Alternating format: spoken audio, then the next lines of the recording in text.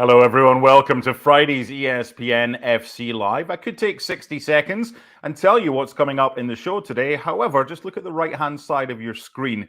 And those are the topics we will be focusing on. Our Premier League feature will focus mainly on the North London derby on Sunday. There's an exclusive interview with Harry Kane coming up, and we'll hear from Memphis Depay. We'll look ahead to LaLiga this weekend with the Madrid derby. Rob Dawson and James Olley joining me, myself, Mark Donaldson, right now. Myself, Mark Donaldson. That's a bit, and that's a bit arrogant, is it not, to start off with? Before we get to the Arsenal and Spurs manager reactions, we will be hearing from Sam Marsden later in the show. He's looking ahead as well to the La Liga games. But before we hear from Mikel Arteta and Ange Postecoglou, it's only fair that we ask James Olley where he is and how he wishes to be introduced, because myself, Mark Donaldson, is not a good way to introduce me.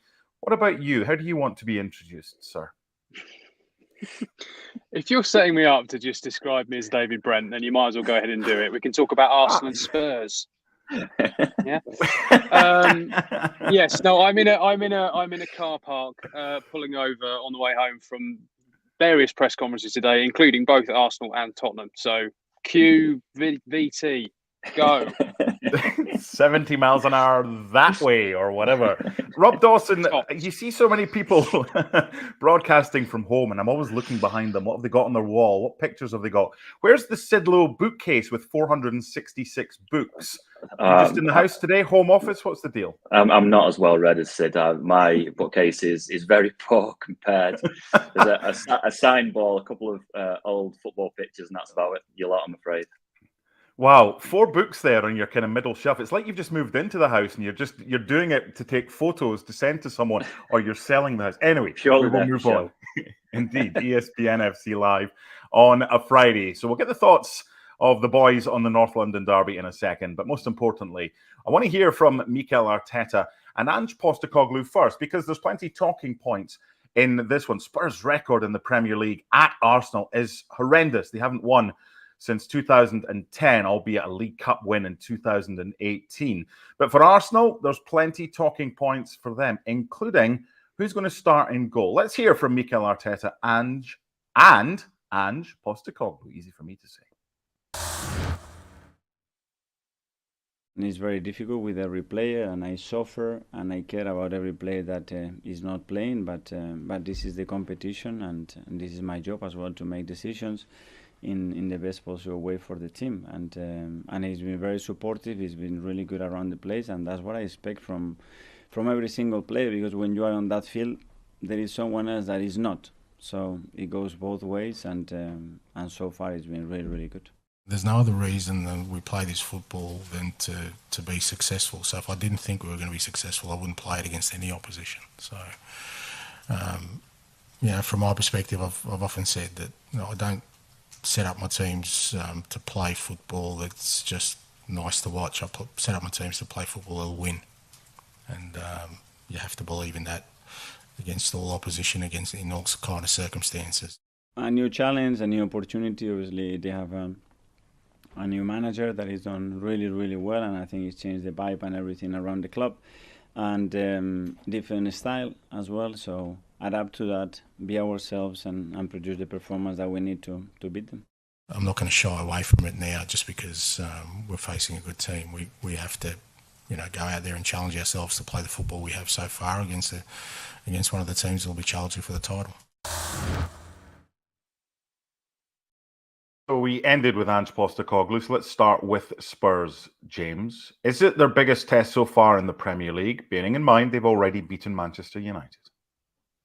Yeah, I don't think there's any doubt about that. I mean, the gulf in quality and consistency at the moment between Arsenal and Man United make this a much tougher task. As you've already referenced, they've got a dreadful record at the Emirates. They've not won since 2010. They've lost 8 of their last 12 visits there, and they've been torn apart there a few times as well recently. And also in that press conference, Postecoglou was trying to sort of distance himself and this current group of players from maybe the psychological effect of that. But I think for certainly the supporters and certainly some of the longer standing members of that squad, they will have some pretty chastening memories of going to that stadium. And Arsenal in rude health at the moment. I don't think they're playing at their very highest level. I still think they've got some way to go in terms of integrating these new signings and really clicking for a sort of consistent 90-minute performance. But they're getting the results. They look good against PSV midweek. And going to the Emirates in this current form, it's one of the toughest challenges in England at the moment. And Spurs, I think, will find that out on Sunday. I know a lot of the Scottish journalists, and they said how much they enjoyed listening and talking to Ange Postecoglou when he was up at Celtic Park. What have been your dealings like so far with the big Aussie? Yeah, really good, actually. I think it, for him, I think it set the tone that he had a press conference the day that Harry Kane left to go to Bayern Munich. And, when there's a massive story about that, a kind of negative story around the club, and the manager has to speak on the same day, sometimes they shut down, or they have maybe a pre-prepared line that they want to use, and then they just sort of bat away questions about that topic after they've said what they wanted to say. But I remember that day, it was a 41-minute press conference all in, and he answered any and all questions that were put to him about Kane. And I thought that said a lot about his character, that he was prepared to try and engage at that level. I mean, look, most managers start off positively with the media. They try to engage, try to bring us on side. But I think when you compare him with some of the managers that have gone before, I'm thinking particularly of Nuno Espirito Santo here. I think it's really encouraging that he wants to engage. And it's probably part of the reason why the fans have taken to him. The style of football is, of course, the most important factor in that, and the fact that they're winning games. But I think that, you get a sense from him that he's a decent guy. And I can see why the players are responding to his messaging so far. Has he called you mate yet? He has, although I don't think that's an indication of anything. I think he calls I think if you've not been called mate, you're probably in trouble. That's the problem. Okay, Arsenal, Rob. Mikel Arteta, talking about the goalkeeping situation, made the choice to bring in David Raya. Played Kai Havertz in midweek. Very good performance against PSV from the whole team in this one. He says he's still not made his mind up who's going to be in goal for Sunday against Spurs. Talk to me about that. Tell me who you think will be in goal, and if he has indeed made his mind up. And is there a chance he might name an unchanged lineup, because that game was Wednesday and this one's Sunday? Yeah, I mean, the goalkeeping issue is interested in that it's not usual for top clubs to have two number one goalkeepers. And we've seen in the past it's obviously a difficult position anyway, because you can only have one goalkeeper. It's not, a centre forward or a midfielder where you can substitute players in and out, and you're going to get minutes. If you're a goalkeeper and you're not playing, you're just not going to play. So it is difficult. And I think in the past we've seen that especially number two goalkeepers have had to have very specific characters to be able to cope with the demands of that job. And obviously Ramsdale has been used to being number one there. He was number one last year. He started the season as number one, and Raya's come in and played the last couple of games, done well, kept clean sheets, and now Arteta's got a massive decision to make. The question is whether it unsettles the squad, because usually, it's the number one, a very, very set number one, and a very, very set number two. Does a squad, become a little bit more unsettled if they don't know who's going to play? I think probably, even though Arteta's saying that he doesn't know who his number one is, I think he probably does know.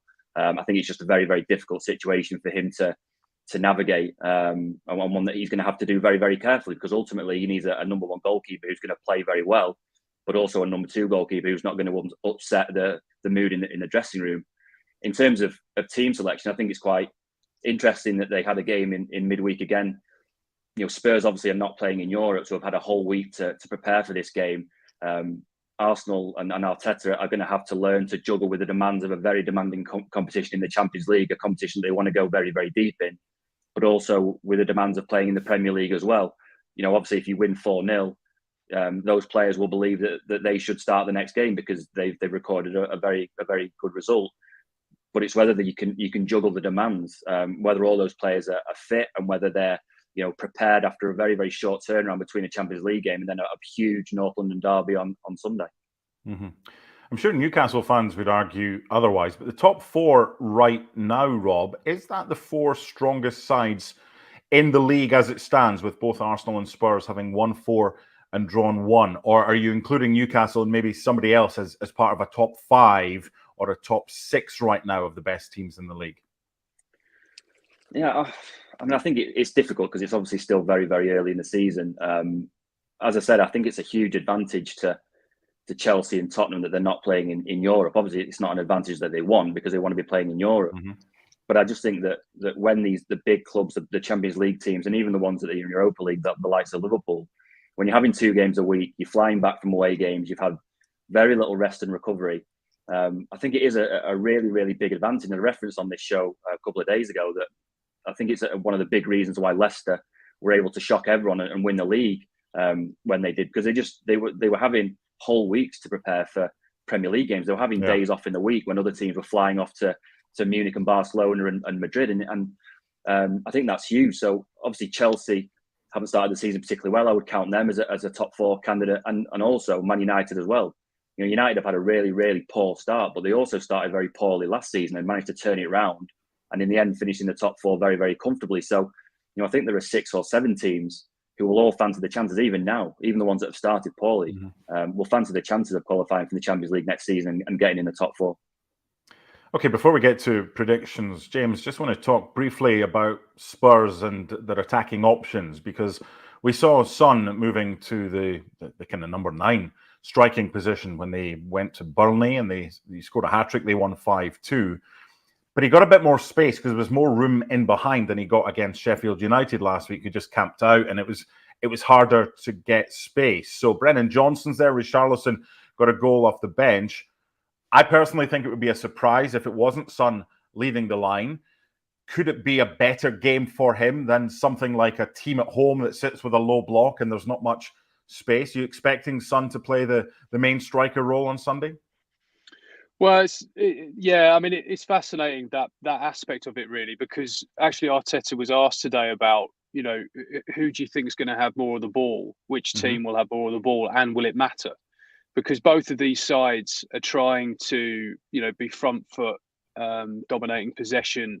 You know, they want to go and dictate games on their own terms, and obviously they both can't do that. So I think it's going to be quite frenetic, and you can see the space that Son could exploit potentially in behind. I just have this feeling that Richarlison will play, not based on any information. I just think that when he's talked about some of the off-field problems that he's had, and then the impact that he made against Sheffield United, you know, fantastic to turn that game around with so little time as he did. I think and there's a balance to that team when you think about Richarlison up front, Son and Kulusevski and Maddison in the 10. You know, I think that is more of a template to the kind of football that Postecoglou wants to play. And given that he's so, I thought it really came across today that he's so adamant that this is a test of his football. Obviously the result matters the most, but he was kind of trying to frame it as, look, I'm going to determine whether we win or lose or succeed or fail here as much by the performance as by the result. And by that, I think he means that he wants them to have the courage to play under pressure in this more expansive, aggressive, assertive style that they're trying to implement. And I think Richarlison, with the way that he presses from the front, and it enables you to get Son also obviously into the team. I think that 4 is so pivotal to them that if it was me, I would think he'd be leaning towards that rather than the right. Because I think if you play Son, you're sort of saying, well, all right, we're gonna concede the ball here. We're going to play more on the break and try and get in behind using Son's pace. And it just feels as though the mentality is more of, no, we want to go and assert ourselves here. That's why I think it's going to be set up to be an absolute cracker, because I think both teams will try and get on the ball. It will be frenetic, and both teams will want to say to the other, we're top dogs in North London. Yeah, and of course, apart from the goalkeeping situation, Arsenal Martinelli hasn't trained yet, but they've still got another training session on Saturday. But Leandro Trossard coming in like-for-like replacement and scored against PSV. By the way, full coverage straight on the final whistle right here at ESPN FC with myself and Stevie Nicol on Sunday. Okay, predictions, boys. Let's start with you, Rob. Arsenal Spurs Sunday. What do you reckon? Well, I would agree with James. I think it's set up to be a great game. I think possibly it's come a little bit too early for Spurs. I think that Arsenal are playing so well that they should and will win. I think Spurs will have a really good go. I think they'll probably pick a very, very attacking side like they did against Man United at home. I would probably back both teams to score, but Arsenal to have too much and win eventually. Okay, James. Yeah, I kind of agree with Rob, although I'm going to sit on the fence a little and say 2-2 draw. I think goals are a certainty, really. And as good as Arsenal have been, that clean sheets have generally been a bit of an issue for them at home. So with Spurs' newfound attacking intent and their seeming commitment to want to go for it, I think, by the way, it's a fascinating element of this is Basuma and Sarr in midfield. You know, can those two really go and dictate and break up play in a game of this magnitude? I don't think they'll be able to do it enough for Spurs to win, but I think those two could give them enough of a platform to get a point. Okay, plenty of other games in the Premier League this weekend. Rob, I want to talk briefly about Burnley against Manchester United. Now, United in midweek, it looks good on paper. It was a close game against Bayern Munich. If you watched the game, you might have seen something slightly different. Did it just wallpaper over the cracks? And we can't suddenly say that there's no crisis if there was a crisis last week and they still haven't won a game. So what do you think about this game for Manchester United and going to Burnley? Is it one of these things that they've got very little to gain, but a heck of a lot to lose? Yeah, exactly that, probably. I think it's just a really awkward fixture for where United are at the moment. You know, 8 p.m. at Turf Moor, a team managed by Vincent Kompany, a City legend who will be bouncing off the dressing room walls, trying to get his team up to play Manchester United, who he will know, even though he didn't say in his press conference, Vincent Kompany will know that this is a Man United team that are very, very vulnerable. His Burnley team, obviously, are looking for a first Premier League win of the season. It's just awkward. And you're right. If United win, then, you know, obviously United should win and it's not a huge result. If they were to draw or to even lose, it would be, you know, crisis on crisis on crisis, because that's where we are. I think the Bayern Munich result probably did paper over the cracks a little bit. You know, being in the stadium, it certainly didn't feel like a 4-3 game. It felt like a 6-2 to Bayern game that happened to finish 4-3. You know, not a 4-3 Champions League thriller, but more United hanging on for dear life, really, by the end of it. I'm amazed that they managed to score 3 times and Bayern only managed to score 4. It was that kind of performance.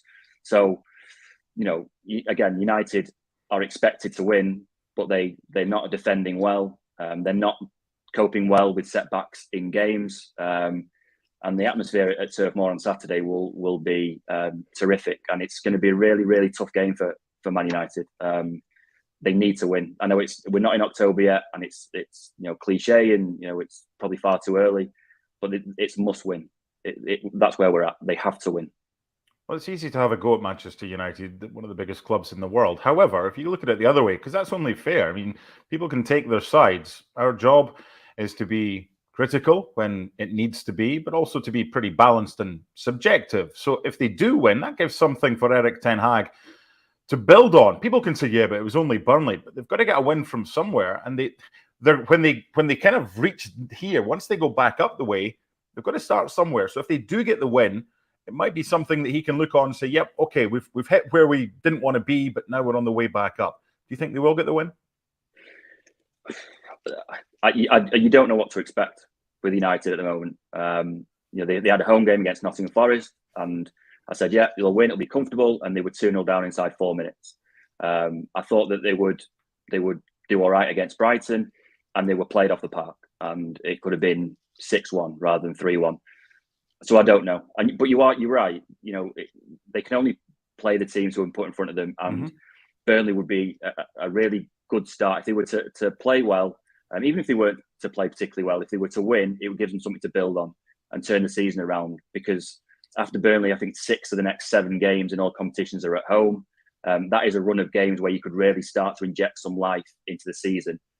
They did it last year. They started really poorly against Brighton and Brentford, and then won a game against Liverpool that no one expected them to win. And suddenly it was this trigger for quite a long run of decent results. And that was the foundation for them to turn the season around and eventually win the Carabao Cup and finish in the top 4.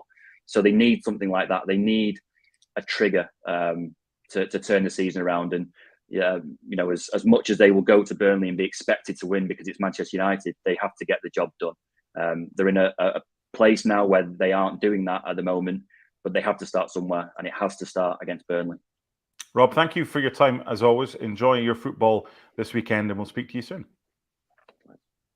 Okay, that was Rob Dawson. Now, before we get back to James has been a busy boy this week. An exclusive interview with Harry Kane from Bavaria.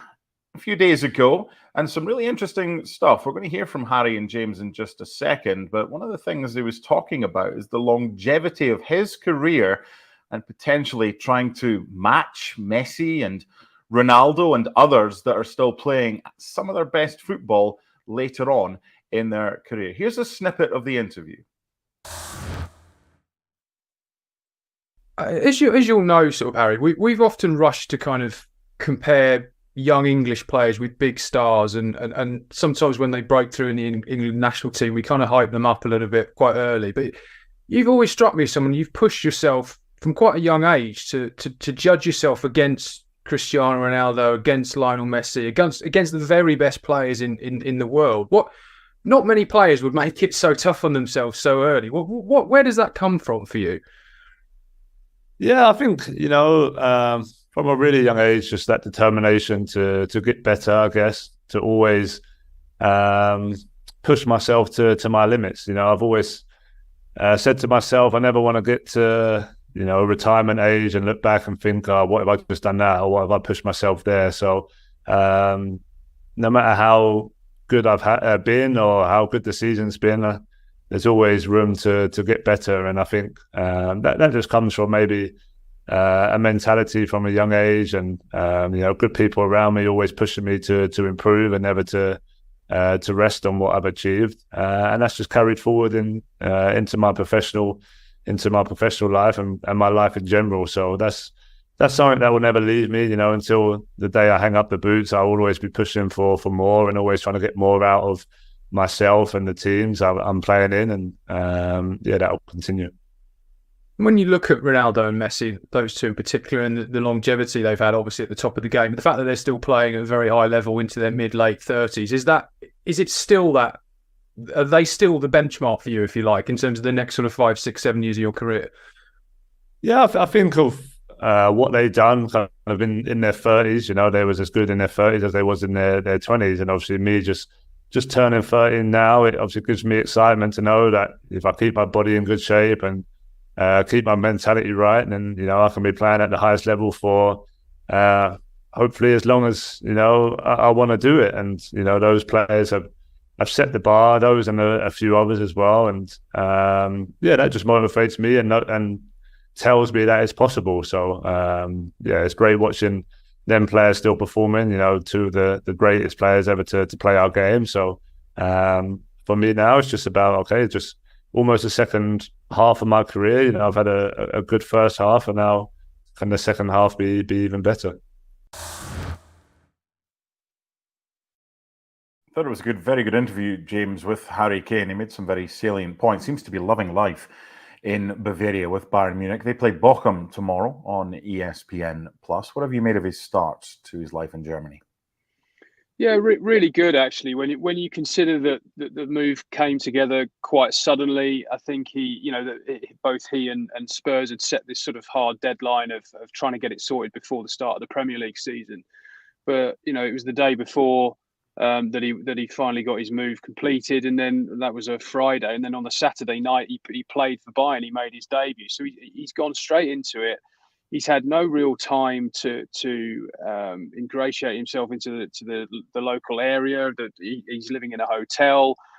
His wife gave birth shortly after he made the move. He's obviously been back to England for an international break, which has involved a lot of travel. He went to Poland to play Ukraine. He then went to Scotland to play Scotland in Glasgow. So all of that off-field stuff has been rumbling along in the background, and yet he's 4 in 4. He's ticking along. He's taking his chances as they come, and so you sort of start to think, well, imagine how good he's going to be in that league when he's settled. He's got his. I mean, he has 8 or 9 years ago, he started working with a personal chef who prepares all his meals for him. And he's not been able to use. There's a guy called Dan Sargent. He's not been able to use Dan as much because he's been over, in Munich, and the logistics of trying to work that out. And does he fly over? Does he create a plan? How all that sort of stuff works? And Kane's he's so meticulous about his preparation, about everything off field to maximise his performance on it. That the fact that he's still got that consistency with all of the change and all of the sort of upheaval behind the scenes, I think bodes really well for Bayern Munich and for him going forward. Okay, you can catch the full interview, James, with Harry Kane on the ESPN UK YouTube channel, or if you've got your mobile phone, just look up the QR code and that will take a link direct to that. James, the same as Rob, enjoy whatever you're doing this weekend, and no more David Brent references, I promise, when you are gone. Thank you for your time. We'll speak to you again soon. Okay, next up, we're going to hear from Sam Marsden. We're going to look ahead to La Liga. But before we do that, there's the big one this weekend. It's Atletico Madrid against Real Madrid. And Rodri Fayez can preview the action now for us and how big a derby this actually is in Spain. Hello everyone! First of all, feel free to call me crazy if you want, because I am gonna admit it. But I do believe that a Madrid derby is at least at the same level than a Clásico. I do believe that, and I'm gonna explain you why, because as you may know, I'm an ESPN reporter in Madrid. I'm Madrid based, but I travel all around Spain and I travel all around the world. And when I travel, I see so many Barca and Real Madrid fans, which is something great, because the community that both teams have in any other country and even in Spain, those communities are massive. And this is something that you couldn't compare to Atletico Madrid communities. Okay, that's fine. Fair enough. But when you're talking about both games, it's like, okay, what happens on Sunday night here at Madrid Derby, this is something that will condition the next days of so many people. They are going to face the winner on Monday morning, on Tuesday, on Wednesday. I know so many families that are divided because the half of the family are Real Madrid fans and the other half are dying for Atletico Madrid. That is the feeling that is in Madrid, and I couldn't find in any Clásico. I know a couple, both are married, both love each other, but one supports Atletico Madrid and the other supports Real Madrid. And depending on what happens on Sunday night, they're not going to talk to each other. And imagine that, for example, your boss belongs to Real Madrid and you are a worker that belongs to Atletico Madrid. If Real Madrid win on Sunday night, imagine how it could be for that worker that Monday morning. And this is something that I know that the rivalry between Barcelona and Real Madrid is huge, because they're going to fight for any titles, even for the Champions League. And we know that the quality that all the players are going to have on the pitch is massive and maybe unstoppable, with players like Robert Lewandowski, Joao Felix, Cancelo, Jude Bellingham, Vinicius. And I know that you can't compare those players in the Camp Nou or Bernabeu to the ones that are going to play for Atletico Madrid. We know that they are a little bit ahead of Atletico Madrid, but we are talking about a derby. We're talking about feelings. We're talking about passion. And that passion that I find in any Madrid derby is at least the same passion that I find in any Clásico game. And depending on the week, and depending on the season, is even a little bit higher. I know that this is a very interesting debate. That is why I say, and I explain, I give you my reasons. Feel free to call me crazy if you want, but this is the way I feel, and this is the way I think. Some really good points there from Rodri. When you look at some of the other games in Spain, El Gran Derby as well, between Sevilla and Betis, you've got Athletic Club against Real Sociedad. This is just as big, and as Rodri was saying, it's up there with Real Madrid against Barcelona. Delighted to welcome in Sam Marsden to preview the action in La Liga this weekend. That's the big one on Sunday evening. The games begin on Friday, today, live on ESPN+.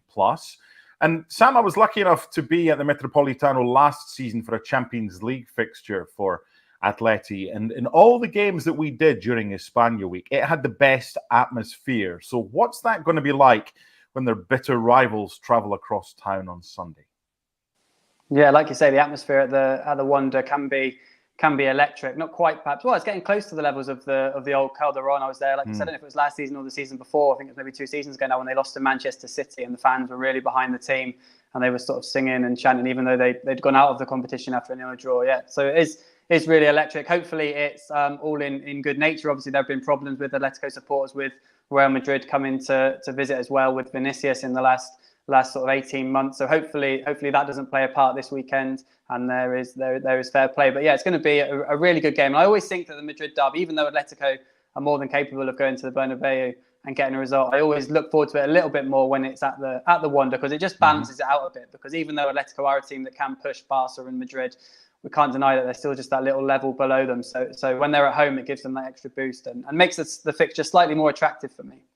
I love how staunch you're being and refusing to call it the Civitas Metropolitana. It's always the Wanda for you, because that was the first sponsor that took charge. I should probably apologise. Yeah, it's just one of those habits. Like it's the thing with Barca trying to name their stadium Spotify Camp Nou as well. It's hard to break those habits, isn't it? Exactly. I was commentating last week on the Real Sociedad trip to Real Madrid, and you just get the feeling, and I said it in commentary with Casey Keller and Alex Pareja, that you just felt that Real Madrid were going to find a way back into it. They weren't at their best, but they haven't needed to be at their best. They found a way, whether it's late goals from Jude Bellingham or whatever this season, to get 5 wins out of 5. Atleti, though, I was really surprised when I watched their highlights at Mestalla against Valencia. So it doesn't take much to get up for a derby, but on the back of that performance, I can imagine them coming flying out the traps to make amends for that poor display on the East Coast. Yeah, I mean, a derby is a derby. It's sort of, as the old cliche goes, the form sort of goes out the window. That was a really strange performance, really, from Atletico. Like you say, Diego Simeone called it their weakest performance of his long tenure, which is quite something when you think how long he's been in charge for, over 10 years now. To lose to Valencia, who obviously are going through a massive redevelopment, young team. Many think they'll be in the bottom half of the table, especially after that 7-0 against Rayo Vallecano. I think Atletico were just made to pay a little bit. Just before the international break, they had that Sevilla game called off because of the weather warnings in Madrid. Then they had the international break. They lost a couple of players to injury, Rodrigo de Paul being one of them, and it just kind of threw the momentum that they perhaps gathered from that Rayo win, because they were unbeaten until that point.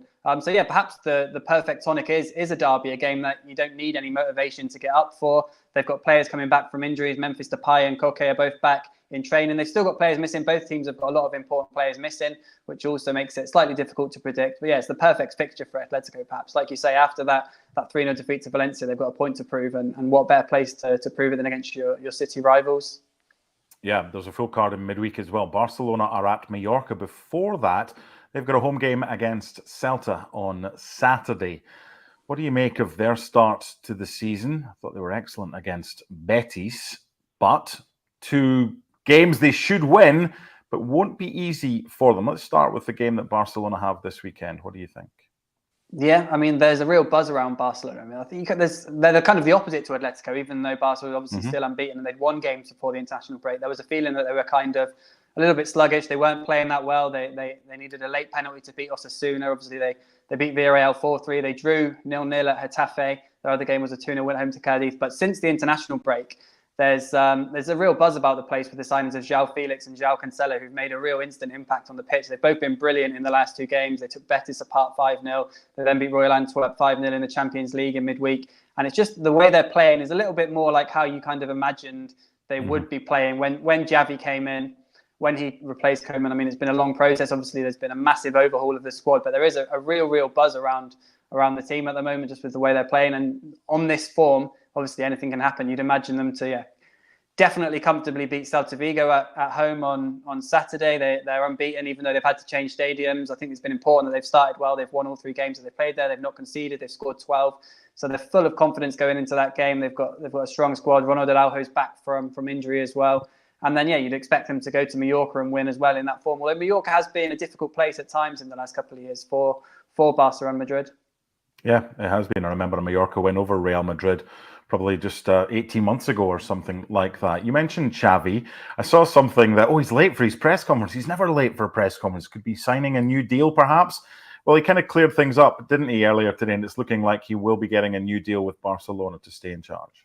Yeah, I mean, it's about to drop any minute. I'm just looking at the time now, 6:37. I think at 7 o'clock, we could have the Central European time. We could have the official announcement. But yeah, Xavi's already confirmed it. We did a story on Thursday saying that he's agreed to extend his contract until 2025 with a performance-related clause, which allows him to extend it to 2026. Obviously, in this age, I guess more with players and with managers, we're used to players signing, contracts until 28, 29, sort of much longer contracts. But Xavi was quite clear that He wanted to keep this deal short. He wanted it to be performance related. He doesn't want to become a problem for the club. And he fears that, he obviously hopes this doesn't happen, but if he signs a new contract now until 2028 and then this season everything falls apart, he becomes a problem in the club in terms of, having to pay him off or get rid of him or whatnot. So he wants it to be short term and linked to performances. And that's going to be official in the coming hours or maybe even in the coming minutes. And it comes at a really good time for Xavi on the back of those 2 wins, which you just spoke about against Betis and Antwerp and the performances. And it's on the back of those games that Xavi's actually said they're playing the best football that they've played since he took charge. You also mentioned Joao Felix, and it didn't work for him at Chelsea. And towards the end of his Atletico Madrid campaign, I mentioned that Champions League game I was at last season, and he was kind of, someone went like that as if to say, come over. He was on the bench and he thought it was him. And he's like, really? And it wasn't him. And he'd fallen out with Diego Simeone. That was only 6 months after he'd won, I think it was the March Player of the Month award. And then he got hurt. So it wasn't really going to work with him at Atleti. Is he now where he wants to be? And we're seeing that the way that he's playing? Like you say, there were occasional good moments at Atletico. Obviously, the narrative now is almost as if it's just been 4 years of doom and gloom. But there were good moments. He started a couple of seasons quite well. But obviously it was very up and down. And now that he's come to Barcelona, there's obviously been a lot of stuff, especially this week. Joao Felix did an interview with Mundo Deportivo where he said that, he wasn't in a good place at Atletico and he needed to change, that he didn't never adapted to the ideas of the club or the coach, which drew a sort of stinging response from Diego Godin this week as well, the former Atletico defender, who sort of said, look, it was Joao Felix who never understood the sort of dressing room mentality at the club and never settled in or never quite fitted in.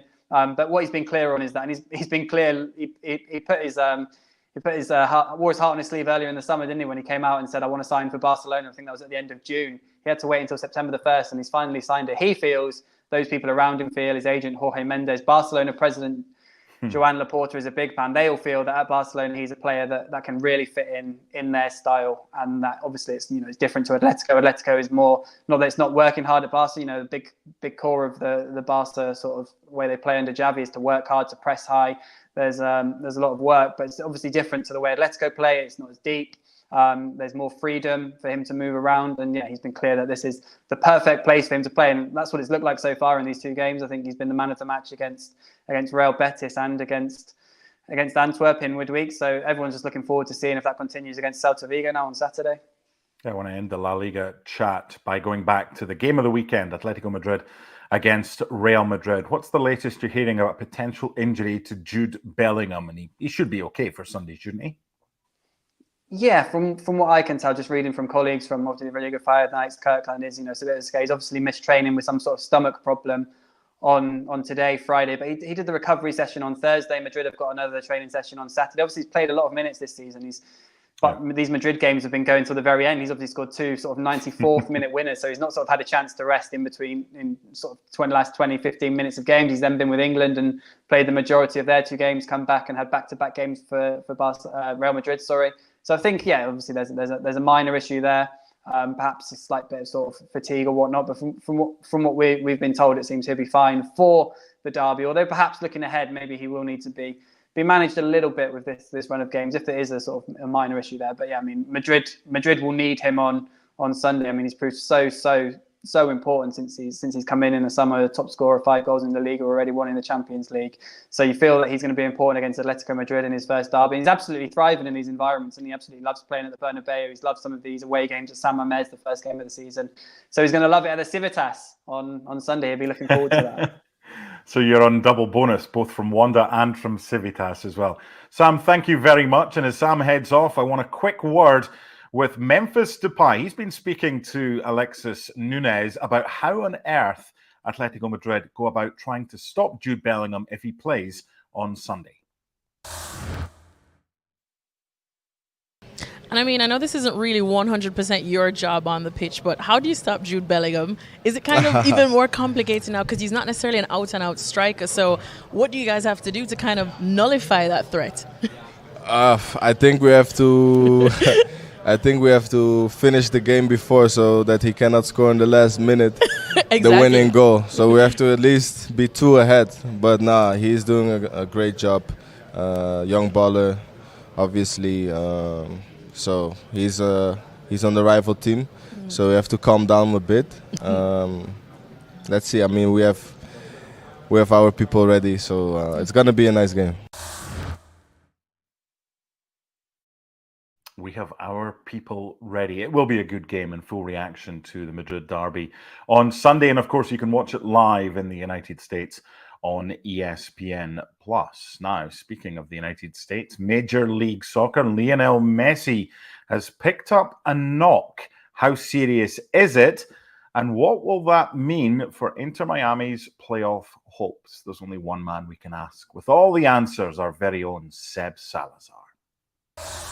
Herc, I'm not a fireman, but whatever the maximum alarms you can hit, 5 alarms, I'm hitting them here. One for Inter Miami. I think the playoff chase here is over. Of course, they get 3 huge points against Toronto FC. Well, here's the thing, Herc. We know you're going to be managing minutes for now, not just Lionel Messi, but Jordi Alba as well down the stretch. I think it was always going to be a Herculean task for them to get over the line here. And basically with, 7 games left, they had to go 21 of 21. No. That's to get you to 49 points, which still doesn't really guarantee you that you're going to get in, Herc. It was going to be something sensational with Messi and Alba at full strength, and that's not what they have that. On top of that now, Herc, the reality is the Open Cup is in jeopardy. Because you're 6 days away with muscular injuries. Yes. And you're going up against a Houston team that is not, this is not some other team from the other side of the bracket. This is a Houston team that is rolling right now. They're top 4 in the West. They just smashed Vancouver last night 4-1. Only St. Louis in the Western Conference has more wins than Houston. Not LAFC, not Seattle. This is a really good Houston team. So I think from an Inter Miami perspective, the competitive perspective, everything's up in the air right now. And to your point, Herc, about kind of everything else in the atmosphere, in the world, around Lionel Messi, that light was very bright when he's there. But boy, when he's not there, that light disappears. We saw it in the game against Toronto FC. As soon as he gets hurt, with the playoffs still very much on the line, what happened to the fans in the stadium, Herc?